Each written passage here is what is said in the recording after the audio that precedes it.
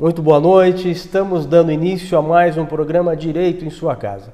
É o programa que leva a informação jurídica para dentro do seu lar. E como já é de costume, sempre trazendo grandes profissionais, grandes debatedores para levar a informação jurídica para dentro do seu lar.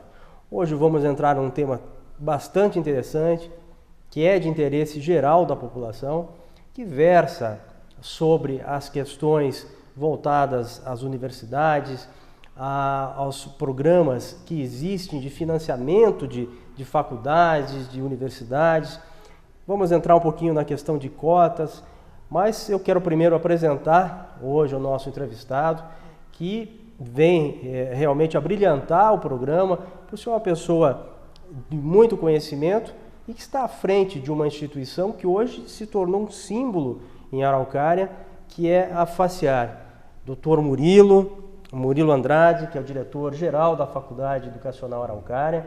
Eu quero dizer da nossa satisfação em tê-lo conosco e poder levar um pouquinho da informação aí, não só da faculdade, mas do ensino em geral no nosso país, para todos os nossos telespectadores.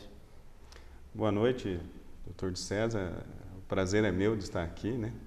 E boa noite à população de Araucária e região que nos assiste.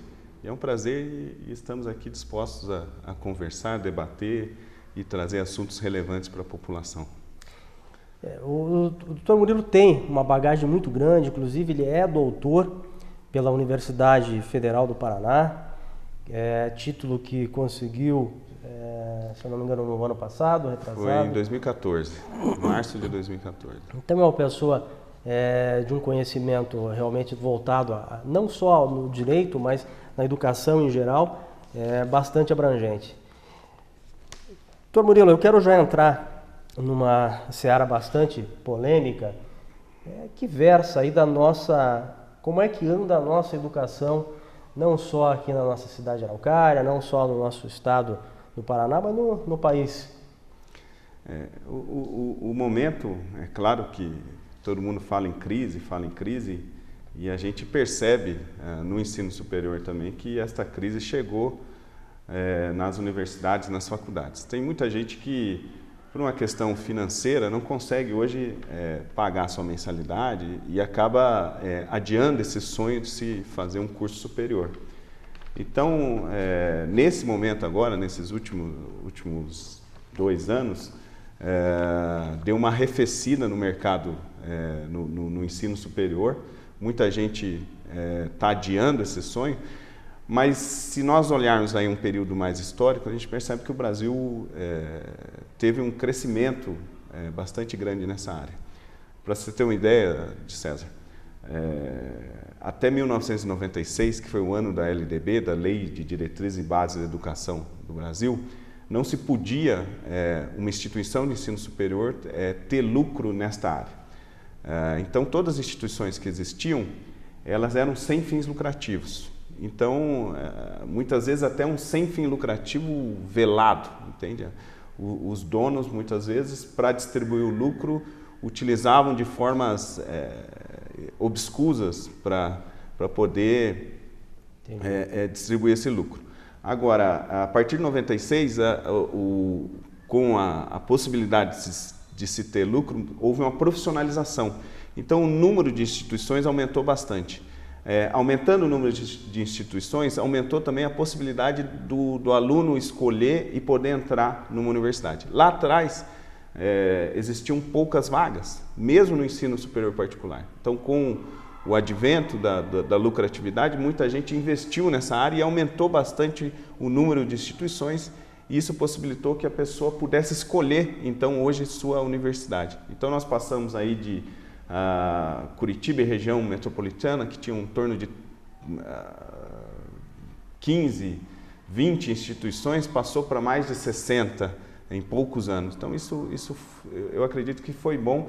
E também com o governo trazendo novas formas de se financiar ou até bolsas para os alunos. Isso eu acho que foi importantíssimo, né? Porque se colocou nas faculdades, se colocou nas universidades, pessoas que muitas vezes poderiam ficar à margem da educação, à margem do ensino, por falta realmente de poder aquisitivo para isso.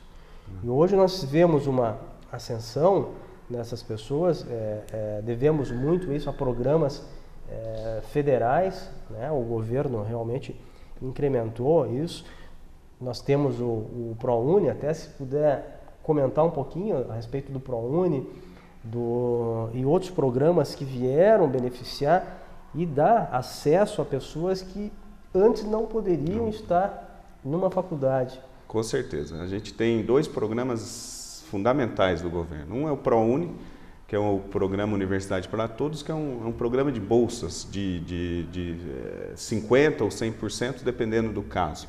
E o outro é o FIES, que é um financiamento. O aluno estuda com financiamento e paga depois que se forma num juros muito baixo. Antes desses 2 programas, aquele aluno que não tinha condições de estudar, ou ele passava numa universidade pública, numa universidade federal, num Cefet ou outra, ou então ele ficava sem estudar, porque ele não poderia ir para uma universidade particular pagando o valor da mensalidade. Então, com o ProUni, com o FIES, isso mudou. Tem alunos que já se formaram, alunos que estão fazendo faculdade, não pagando nada, ou então pagando 50%. Mesmo caso do FIES. Então, são programas que o governo implantou, só para ter uma ideia, de César. No caso do FIES, hoje, em torno de 35% dos alunos que estudam nas instituições particulares têm um financiamento. Então, é um financiamento, um juros baixo, 6,5% ao ano. Quem conhece um pouco de financiamento sabe que isso é bastante baixo. E então ele estuda, e aí depois que ele se forma, ele tem um prazo bastante grande para ele ir pagando esse financiamento. No caso do ProUni, o governo fez um acordo com as universidades e, em troca da bolsa que a universidade dá, a universidade tem benefícios fiscais, isenções tributárias, PIS, COFINS, Imposto de Renda, CSLL, que é a Contribuição Social sobre o Lucro Líquido, Contribuição sobre o Lucro Líquido. Então, é uma troca que o governo faz com as universidades para elas poderem oferecer bolsas de estudos para alunos que não têm condições de estudar. Existem 2 programas que também chamam a atenção, que não necessariamente voltados a questão de cotas, evidentemente, nas faculdades, universidades, mas também o Enem. Se pudesse comentar um pouquinho sobre isso. O Enem, o Exame Nacional do Ensino Médio, hoje ele é fundamental. Ele é porta de entrada para vários programas, tanto para a universidade pública quanto para a universidade privada. Então, hoje o aluno que está concluindo o ensino médio, está terminando ali o 3º ano, ele faz o Enem, faz esse exame. E ele, então, fazendo esse exame, ele pode depois participar de vários programas. Um deles é o SISU, é o Sistema de Seleção Unificado. O SISU, muitas universidades públicas, elas acabaram com o vestibular, elas não têm mais o vestibular. Então, elas entraram no SISU. Por exemplo, a UTF-PR. Hoje a UTF-PR não faz mais vestibular para os alunos entrarem nela, o antigo Cefet. Então, o aluno vai lá e faz o Enem e depois ele concorre ao SISU. Qual que é a vantagem disso, de César? A vantagem é que o aluno, quando ele vai para se inscrever no SISU, ele já sabe a nota do Enem, entende? Então, ele pode buscar uma vaga, um curso, de acordo com a sua nota. Diferente do vestibular. O vestibular tem uma lógica diferente. O vestibular, eu me inscrevo primeiro, então vamos lá. Eu me inscrevo no curso de medicina. E aí o curso de medicina tem uma concorrência muito grande. Só que eu não sei a minha nota se ela cabe ou não num curso de medicina. Então eu me inscrevo no vestibular, eu vou lá, faço a prova e depois sai o resultado. Então a prova é antes da minha escolha, entende? Então o SISU, ele te dá uma possibilidade de abrir teu leque. Então, olha, vamos dizer que eu tirei 700 no Enem, né, a minha nota média. Então, eu vou verificar, dentro dos cursos de engenharia, por exemplo, qual engenharia que minha nota de 700 cabe. E aí eu posso escolher, né? Então, eu tenho uma vantagem maior. Além do SISU, tem outros programas que né, o governo usa. O próprio SISUTEC também era uma modalidade do SISU, mas era para o Pronatec, que eram cursos técnicos. o ProUni, o FIES, hoje o aluno tem que fazer o Enem, são portas de entrada. Hoje, por exemplo, o aluno não consegue entrar no ProUni, não consegue fazer financiamento se ele não fizer o Enem. Então o Enem hoje é essencial para qualquer aluno. E fazer um bom Enem, se preparar, fazer um bom Enem, uma boa prova, porque essa nota do Enem vai lhe facilitar depois para escolher um desses programas. Ótimo. Sem dúvida alguma que eu vejo assim, que os programas vieram facilitar, né, a ascensão de várias pessoas nas universidades, nas faculdades, e evidentemente são pessoas que vão ajudar a pensar o país. Elas não estão mais à margem da educação e podem pensar e numa mudança radical realmente do nosso Brasil. Outro sistema que é bastante polêmico, que foi criado através de lei federal, é a entrada de pessoas nas universidades federais através das cotas. Gostaria que te falasse um pouquinho sobre isso e se vê de forma positiva, né, porque é um tema bastante polêmico, muitos criticam, muitos não, né, muitos elogiam o programa, eu sou um que elogio, mas gostaria da sua posição em relação a essas cotas nas universidades. Realmente, César, essa é uma área bastante polêmica e que daria assim um debate só para isso, né? Eu creio que o governo ele chama isso de afirmações, são cotas afirmativas, né? No caso dos negros, por exemplo, a sociedade entendendo que tem uma dívida com o negro, com o índio, ele vem então trazer cotas afirmativas para que então essa pessoa possa entrar numa universidade pública numa seleção diferenciada. Hoje também tem as cotas do próprio as pessoas que estudaram em escola pública. Muita gente fala que então, em vez do governo melhorar a escola pública, o ensino fundamental, a educação básica, ele prefere então dar uma vantagem para essa pessoa em detrimento daquela que estudou em escola particular. Então o sistema de concorrência dele acaba sendo uma concorrência menor do que o que estudou em escola particular. Eu creio que seja interessante a cota. Eu acho que ela é positiva, porém ela deve ser rediscutida. Na minha opinião, acharia melhor você melhorar a educação básica, porque um aluno que estudasse numa escola pública, como em muitos outros países isso acontece, teria condições de sair dessa escola pública num nível muito melhor do que o da escola particular, ou no mesmo nível, entende? Hoje a gente sabe que não é assim. Se você pega os resultados dos Enems hoje, a gente percebe que a escola particular, o aluno da escola particular está num patamar superior ao aluno da escola pública, né? Com exceções, mas geralmente é isso que acontece. Raríssimas exceções. Então aí o governo, para que resolver isso, então ele, em vez de melhorar a escola pública, ele dá a cota na universidade pública, fazendo com que esse daqui consiga chegar num nível mais alto. Não sei se eu fui claro, mas a ideia é essa, dar uma ajudinha para o aluno de escola pública na entrada da universidade. Eu creio que tem que se discutir a questão das cotas e tem que se discutir também o próprio financiamento público dessas universidades, né? Hoje a gente vai para uma Universidade Federal do Paraná, eu fiz o doutorado lá, fui professor da Universidade também Federal do Paraná, e a gente sabe que muita gente que está lá teria condições de pagar, teria condições de contribuir de alguma forma, né? Estudou toda a escola particular e, por ter uma condição melhor, entrou nessa universidade. Há uma inversão aí nesse caso. A gente vê alunos de escolas particulares entrando em universidades públicas e alunos de escola pública entrando na universidade particular. Então é um pouco inverso o sistema. Eu acho que tem que se discutir isso e esse é um bom momento de discussão. Muita gente vai falar, mas a universidade tem que ser pública, gratuita. Ok, mas para quem? Né? Para quem que tem que ser pública e gratuita?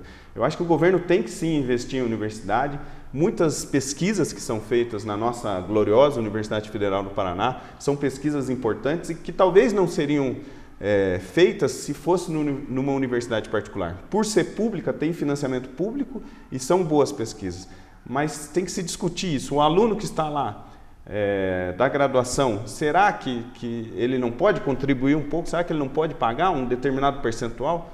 Vamos discutir. Eu acho que é um momento adequado, esse momento de do governo, talvez não agora, nesse momento do impeachment, mas depois que passar esse processo, é um momento bastante interessante para se discutir isso. Mas é como o Dr. Murilo comentou, a discussão tão somente em relação a cotas é uma discussão que pode ser feito aqui alguns programas só para se debater isso.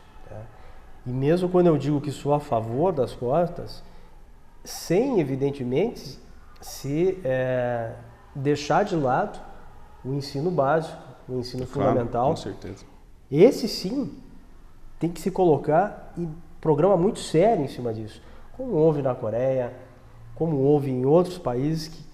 Nós temos aqui nossos vizinhos, Argentina, Chile, que estão muito além, muito mais avançados do que nós em termos de ensino. Então tem muito a se fazer, muito a se mudar ainda. E só para te dar um dado, de César, que hoje, se a gente pega a nossa população de 18 a 24 anos, a população de 18 a 24 anos seria aquela que a pessoa deveria estar no ensino superior, deveria estar cursando ou até concluindo o ensino superior. Hoje, da população de 18 a 24 anos no Brasil que está no ensino superior, dá um percentual de em torno de 14%, 14%, talvez 15%, segundo o último censo da educação superior. Países que você citou aí, esse número passa de 30%, 40% até 50%. Então, isso demonstra ainda como nós estamos longe de uma situação ideal. O Brasil ainda está muito longe de uma situação ideal comparado com países mais desenvolvidos. O ensino superior hoje ele é uma porta de entrada para o mercado, né? A gente verifica isso em Araucária, foi bastante interessante. Quando a gente entrou em Araucária em 2001, a maior reclamação do povo araucariense era que existia o emprego, as vagas vinham, a indústria estava aqui, só que elas não eram preenchidas por cidadãos de Araucária, porque muitas vezes o cidadão de Araucária não tinha qualificação para aquele tipo de emprego. Então, um dos objetivos da FACER foi trazer essa qualificação para a população, para que então a gente pudesse acabar com essa migração de trazer funcionários de outras cidades e estados para vir para a Araucária. Creio que a gente conseguiu, em parte, fazer isso. Ainda tem muito a ser feito. Muitas vezes ainda uma empresa abre-se uma vaga de trabalho e ela não consegue ser preenchida com o pessoal daqui, tem que vir gente de fora por causa da qualificação. É um desafio, não só de Araucária, mas de todo o Brasil, de se preparar a sua população para que ela então possa fazer uma faculdade e, com certeza, fazendo a faculdade, ela vai ter um nível salarial, um nível de renda muito superior ao que ela tem antes da faculdade. Eu tenho certeza disso, né? Tenho certeza, são dois campos que, para se mudar um país, você tem que investir, que é a educação e o esporte. Assim você tira a criança da rua, você tira a criança da marginalidade e você faz essa criança ter um esporte, ter educação, e certamente isso vai mudar o país daqui a alguns anos. Verdade. Então, somente dessa forma. Não existe outra fórmula mágica para se mudar o país. Somos nós, brasileiros, que temos que mudar o país. Não podemos ficar esperando que tão somente o governo faça a parte dele, que venha, que mude. Se nós não fizermos nossa parte, nós não mudamos o nosso país. Eu quero, assim, Dr. Murilo, mais uma vez agradecer a sua presença no programa nesta noite. Realmente vem a brilhantar. O Dr. Murilo, há muito eu gostaria de ter trazido já aqui ao programa para discutir, mas quero já deixar o convite para voltar em outras oportunidades, falar não só sobre cotas, sobre o próprio desenvolvimento da Faculdade Educacional Araucária, que hoje é um símbolo e muito nos orgulha a todos nós araucarienses, que virou realmente um símbolo em Araucária. Hoje não existe local que você chegue que não se saiba que em Araucária existe a FACEAR. Então isso para nós é um motivo de um orgulho muito grande, e tê-lo hoje como diretor-geral da faculdade aqui, realmente é um prazer bastante grande. César, eu que agradeço, acho que é uma honra para mim estar aqui. O Dr. de César, eu tenho um respeito muito grande, é um advogado de renome em Araucária e toda a região. Então, é uma honra estar aqui contigo, conversando então com a população, e a gente está à disposição, tanto aqui na TV, como na própria faculdade. Boa noite a todos. E assim nós damos encerramento a mais um programa Direito em Sua Casa. É o programa que leva a informação jurídica para dentro do seu lar. Venha cada vez mais participar conosco, traga as suas indagações, os seus questionamentos, que nós estaremos aqui com um grande profissional respondendo às suas perguntas. Nosso muito obrigado.